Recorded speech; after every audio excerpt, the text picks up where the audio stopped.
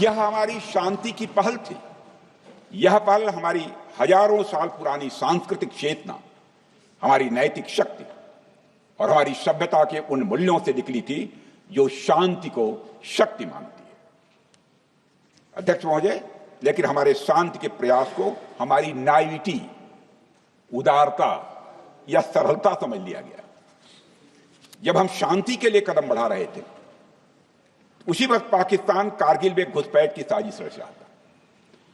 हम दोस्ती की राह पर थे तो वो षड्यंत्र की राह पर था।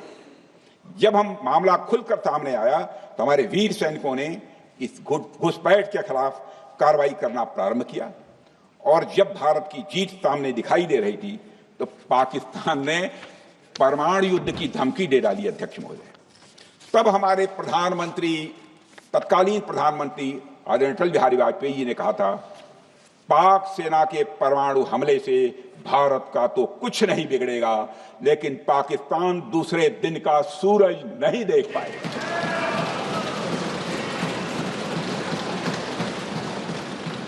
यानी अटल जी जो शांति का पैगाम लेकर गए, वही अटल जी शक्ति का भी परिचय देने में तनिक भी नहीं हिचके। यही है भारत।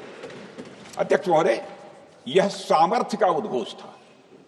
यह एक स्पष्ट संदेश था कि भारत शांति चाहता है, लेकिन अगर कोई हमारी संप्रभुता को चुनौती देगा तो उसका जवाब भी उतनी ही दृढ़ता से दिया जाएगा। अध्यक्ष महोदय, 2015 में जब हमारे प्रधानमंत्री मोदी जी ने लाहौर जाकर नवाज शरीफ से मुलाकात की तो भारत ने फिर से दोस्ती का हाथ बढ़ाया। अध्यक्ष महोदय, हम वाकई में शांति की राह पर चलना चाहते थे, क्योंकि हमारी मूल प्रकृति बुद्ध की है, युद्ध की नहीं है। हमारी सरकार ने भी पाकिस्तान के साथ शांति स्थापित करने के अनेक प्रयत्न किए, लेकिन बाद में हमने 2016 में सर्जिकल स्ट्राइक से, 2019 में बालाकोट में एयर स्ट्राइक से और 2025 के ऑपरेशन सिंदूर से हमने शांति स्थापित करने का दूसरा रास्ता अपनाया है। अध्यक्ष महोदय, अब हमारे प्रधानमंत्री श्री नरेंद्र मोदी जी और हमारी सरकार का स्टैंड बिल्कुल क्लियर है कि टेररिज्म और टॉक्स ये दोनों साथ नहीं चलते, क्योंकि सभ्य मुल्कों के बीच बातचीत होती है। अध्यक्ष महोदय, लोकतांत्रिक देशों में बातचीत होती है, पर एक ऐसा देश जिसके वजूद में लोकतंत्र का एक कतरा भी न हो और सिर्फ रिलीजियस फैनेटिसिज्म, टेररिज्म और हेट्रेड अगेंस्ट इंडिया हो, उसके साथ संवाद किसी भी सूरत में नहीं किया जा सकता। क्योंकि टेररिज्म की भाषा जो अध्यक्ष महोदय होती है, वह खून, डर और नफरत है, संवाद नहीं। गोलियों की आवाज में संवाद की आवाज दब जाती है। जहां खून बहता है वहां बातचीत की गुंजाइश अध्यक्ष महोदय नहीं बचती। अध्यक्ष महोदय, पाकिस्तान की वर्तमान स्थिति अब जग जाहिर है। जिस देश ने आतंक को अपनी विदेश नीति का औजार बना लिया, वह अंततः अपने ही जाल में फंस जाता है। पाकिस्तान की नीति और चरित्र को लेकर कोई भ्रम नहीं रहना चाहिए। यह एक ऐसा देश है जो वैश्विक आतंकवाद की नर्सरी है, और उन्होंने इसको अपनी स्टेट पॉलिसी का भी एक आधार बनाया हुआ है। अध्यक्ष महोदय, ऑपरेशन सिंदूर के दौरान पूरी दुनिया ने देखा है कि पाकिस्तान में सरकार आतंकवादियों के लिए स्टेट फ्यूनरल का इंतजाम कर रही है, और सैन्य अधिकारी भी आतंकवादियों के जनाजे में भाग लेते हैं।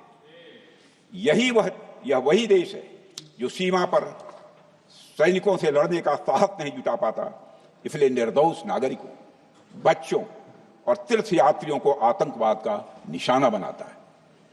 पाकिस्तान की सेना और आईएसआई आतंकवाद को एक प्रॉक्सी वार के रूप में अध्यक्ष महोदय इस्तेमाल करती हैं, और उसके सहारे वे भारत को डिस्टेबलाइज करने का सपना देखती है। अध्यक्ष महोदय, मैं लोकतंत्र के मंदिर में खड़े होकर यह बात कह रहा हूं कि भारत को 1000 कट्स देने का सपना पालने वालों को नींद से जग जाना चाहिए। यह मोदी जी के नेतृत्व वाला नया भारत है जो आतंकवाद के खिलाफ किसी हद तक जा सकता है।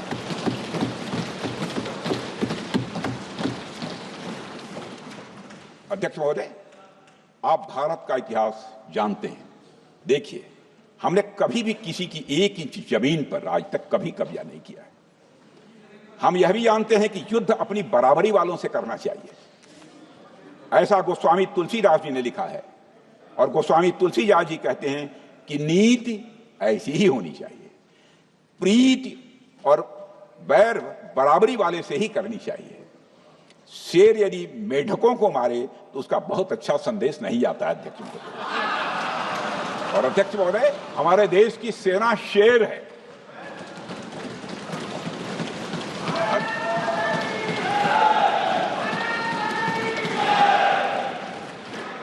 अध्यक्ष महोदय, पाकिस्तान जैसा देश जो साइज, सामर्थ्य, शक्ति और समृद्धि में हमारे आसपास भी नहीं है, उस मुल्क से कैसा मुकाबला? जो मुल्क अपने अस्तित्व के लिए दूसरों पर आश्रित हो, उसके मुकाबले का मतलब है अपना स्तर कम करना। हमारी नीति है आतंकवाद के खिलाफ प्रभावी कार्रवाई करना। हमारा पाकिस्तान विरोध उनकी आतंकवाद की नीति के कारण है, इसलिए पाकिस्तान का हमारा विरोध है। अध्यक्ष महोदय, हम अगर शांति की आशा के लिए हाथ बढ़ाना जानते हैं तो अशांति फैलाने वाले हाथों को उखाड़ना भी जानते हैं। अध्यक्ष महोदय, अगर शांति के प्रयास करना हम जानते हैं तो दुष्टों को जो भाषा समझ में आए उसी भाषा में समझाना भी जानते हैं। सठे साक्ष्यम समाचरित, अर्थात दुष्ट के साथ दुष्टता का ही व्यवहार करना पड़ता है कभी कभी। अध्यक्ष महोदय, हमने भगवान कृष्ण से सीखा है कि शिशुपाल की 100 गलतियां माफ की जा सकती हैं, पर अंत में धर्म की रक्षा के लिए सुदर्शन चक्र उठाना ही पड़ता। हमने पार्लियामेंट का अटैक सहा है अध्यक्ष महोदय, 2008 का मुंबई अटैक सहा है, झेला है, लेकिन अब हमने कह दिया है इनफ इज इनफ। अब हमने सुदर्शन चक्र उठा लिया है अध्यक्ष महोदय। अध्यक्ष महोदय, हमारी प्रवृत्ति भगवान राम और भगवान कृष्ण से प्रेरित है, जो हमें शौर्य भी सिखाती है और धैर्य भी सिखाती है। इस सीख का अध्यक्ष महोदय, इस सीख का हम प्रधानमंत्री नरेंद्र मोदी जी के नेतृत्व में हमारी विदेश और अपनी रक्षा नीति में सीधा प्रयोग कर रहे हैं। आज भारत पहले दोस्ती का हाथ बढ़ाता है, लेकिन अगर कोई देश धोखा दे तो वह उसकी कलाई भी मरोड़ना जानता है।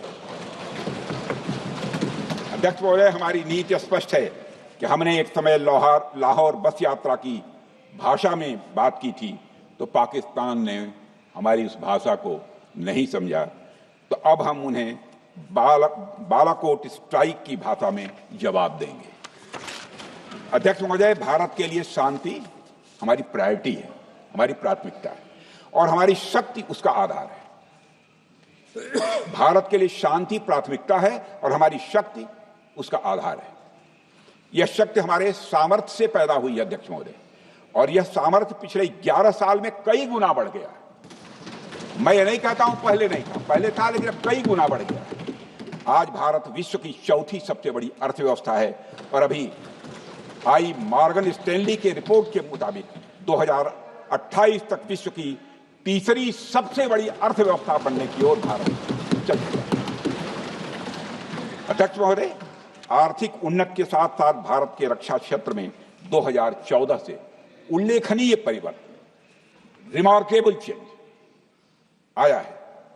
आज का भारत डिफेंस सेक्टर में आत्मनिर्भरता, सेल्फ रिलायंस और स्वदेशी उत्पादन की दिशा में तेजी से आगे बढ़ रहा है। अध्यक्ष महोदय, आज हम हर दृष्टि से समर्थ भी हैं और सक्षम भी हैं। अध्यक्ष महोदय, अब मैं सदन को यह भी जानकारी देना चाहता हूं, उसके बाद जब प्रश्न पूछा गया हमारे सारे चीफ से, सीडीएफ से, डिफेंस सेक्रेटरी से, क्या ऑपरेशन के लिए तैयार हैं, क्षण भर की देर नहीं लगाई, सबने बोला यस सर। अध्यक्ष महोदय, ऑपरेशन सिंदूर हमारे सामर्थ्य का ही प्रतीक था, जिसमें हमने दिखा दिया कि अगर कोई हमारे नागरिकों को मारेगा तो भारत चुप नहीं बैठेगा। भारत की आत्मरक्षा के लिए हमारा राजनीतिक तंत्र और नेतृत्व बिना किसी दबाव के काम करेगा। हमारी मिसाइल फिजिकल सीमाएं लांघेंगी अध्यक्ष महोदय, और हमारे वीर सैनिक दुश्मन की कमर तोड़ेंगे। अध्यक्ष महोदय, हम आतंकवाद को उसके हर रूप और स्वरूप में पूरी तरह समाप्त करने के लिए पूरी तरह से प्रतिबद्ध हैं। और इस संदर्भ में हमें एक महत्वपूर्ण बात समझनी होगी। Pakistan sponsored terrorism is not random madness, there is a method in this madness. यह एक सुनियोजित रणनीति है, यह एक फंडामेंटल रेज है। अध्यक्ष महोदय, प्रसिद्ध लेखक वीएस नायपाल ने सही कहा था, पाकिस्तान में होना एक ऐसी अल्टरनेट और कंट्रास्टिंग रियलिटी है, where war is peace, freedom is slavery, ignorance is strength. यानी यहां युद्ध ही शांति है, गुलामी ही स्वतंत्रता है, और जिहालत यानी अज्ञानता ही ताकत है।